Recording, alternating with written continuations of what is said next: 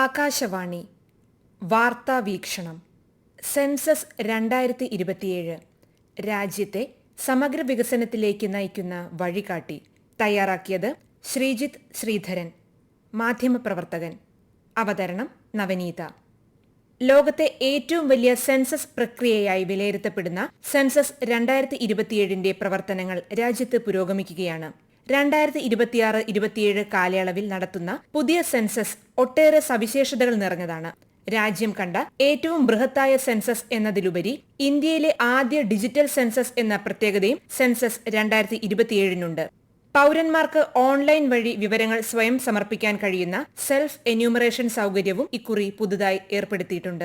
2 ഘട്ടങ്ങളിലായി നടക്കുന്ന സെൻസസ് നടപടികളുടെ ആദ്യഘട്ടത്തിൽ വീടുകളുടെ കണക്കെടുപ്പും ഭവന സെൻസസും നടക്കും. 2ാം ഘട്ടത്തിലാണ് ജനസംഖ്യാ കണക്കെടുപ്പ് നടക്കുക.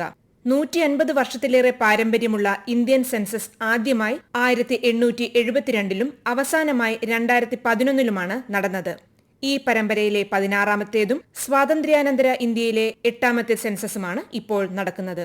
2027 ജനസംഖ്യാ സെൻസസ് നടത്തുന്നത് സംബന്ധിച്ച് 2025 ജൂൺ 16-നാണ് ഭാരത സർക്കാർ ഗസറ്റ് വിജ്ഞാപനം പുറപ്പെടുവിച്ചത്.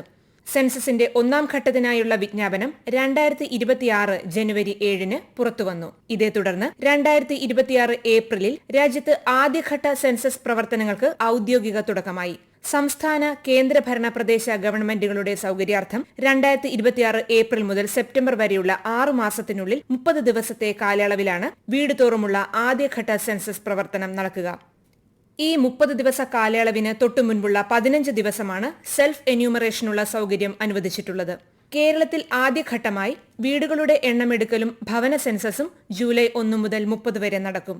ഈ ഘട്ടത്തിൽ എന്യൂമറേറ്റർമാർ വീടുകളിലെത്തി വീടിന്റെ അവസ്ഥ, വീട്ടുകാർക്ക് ലഭ്യമായ സൗകര്യങ്ങൾ, കൈവശമുള്ള ആസ്തികൾ എന്നിവയെക്കുറിച്ചുള്ള വിവരങ്ങൾ ശേഖരിക്കും. ഓരോ കുടുംബത്തോടും 33 ചോദ്യങ്ങളാണ് ആദ്യഘട്ടത്തിൽ ചോദിക്കുക. വീടിന്റെ നിർമ്മാണ രീതി, ശുദ്ധജലം, വൈദ്യുതി തുടങ്ങിയ അടിസ്ഥാന സൗകര്യങ്ങൾ, വീട്ടിലുള്ള വാഹനങ്ങൾ, ഇന്റർനെറ്റ് ലഭ്യത എന്നിവ ചോദ്യങ്ങളിൽ ഉൾപ്പെടും. 1ാം ഘട്ടത്തിന് മുന്നോടിയായി വ്യക്തികൾക്ക് കുടുംബത്തിലെ വിവരങ്ങൾ ഓൺലൈൻ പോർട്ടൽ വഴി സ്വയം സമർപ്പിക്കാൻ കഴിയുന്ന സെൽഫ് എന്യൂമറേഷൻ പ്രക്രിയ ജൂൺ 16-ന് ആരംഭിച്ച് ജൂൺ 30-ന് അവസാനിച്ചു. ജൂലൈ 1 മുതൽ 31 വരെ സെൻസസ് ഉദ്യോഗസ്ഥർ വീടുകളിലെത്തി വിവരങ്ങൾ ശേഖരിക്കുന്നതിന് മുന്നോടിയായാണ് ഈ സംവിധാനം ഏർപ്പെടുത്തിയിരുന്നത്.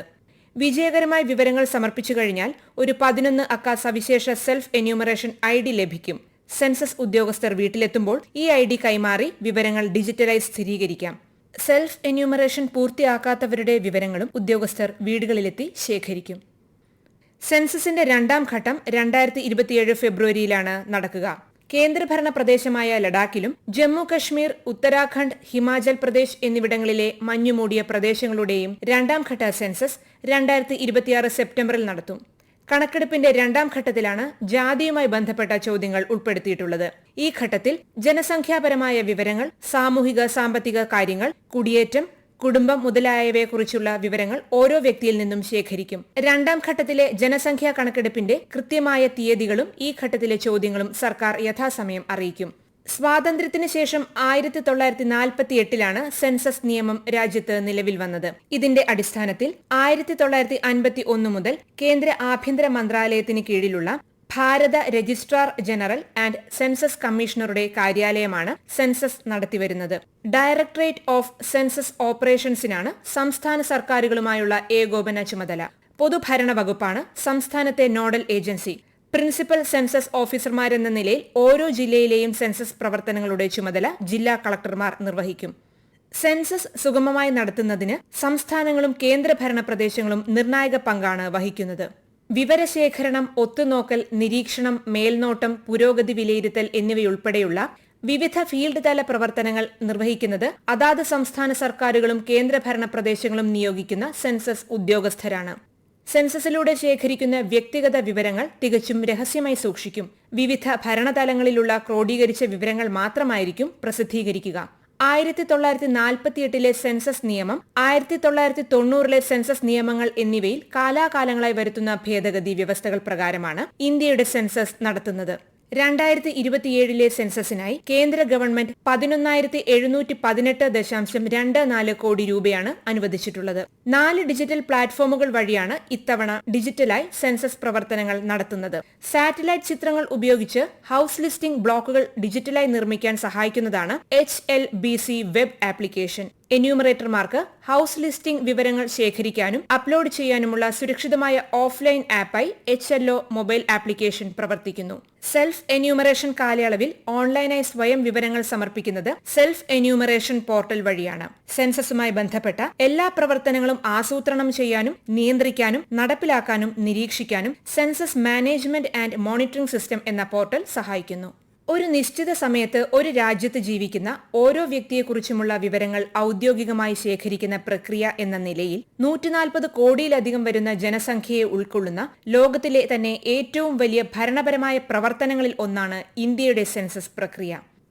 കേവലം കണക്കെടുപ്പ് എന്നതിലുപരി രാജ്യത്തെ ജനസംഖ്യയുടെയും ജീവിത സാഹചര്യങ്ങളുടെയും വിശദമായ ഒരു ചിത്രമാണ് സെൻസസ് നൽകുന്നത്.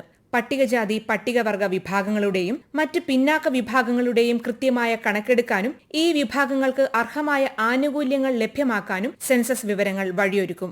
സെൻസസ് വഴി ലഭിക്കുന്ന പ്രായത്തിന്റെ കണക്കുകൾ വഴി കുട്ടികൾ, യുവാക്കൾ, മുതിർന്നവർ, വയോജനങ്ങൾ തുടങ്ങി സമൂഹത്തിലെ വിവിധ വിഭാഗങ്ങൾക്കായി വിദ്യാഭ്യാസ, തൊഴിൽ, ആരോഗ്യ, പെൻഷൻ, സുരക്ഷാ പദ്ധതികൾ സൃഷ്ടിക്കാനും നിലവിലുള്ള പദ്ധതികളിൽ കാലാനുസൃത മാറ്റങ്ങൾ വരുത്താനും കഴിയും. 2021 സെൻസസിനായി 2019 സർക്കാർ വിജ്ഞാപനം പുറപ്പെടുവിച്ചിരുന്നുവെങ്കിലും കോവിഡ് മഹാമാരി കാരണം സെൻസസ് പ്രവർത്തനങ്ങൾ മാറ്റിവെക്കുകയായിരുന്നു. 2011 സെൻസസ് നടത്തി 15 വർഷത്തിനു ശേഷമാണ് ഇത്തവണത്തെ സെൻസസ് നടക്കുന്നത്. ഈ കാലയളവിൽ ജനസംഖ്യാ വ്യതിയാനങ്ങൾ, കുടിയേറ്റം, നഗരവൽക്കരണം, വിദ്യാഭ്യാസ നിലവാരം, തൊഴിൽ മേഖലയിലെ പ്രവണതകൾ എന്നിവയിലെല്ലാം വലിയ മാറ്റങ്ങൾ വന്നിട്ടുണ്ട്.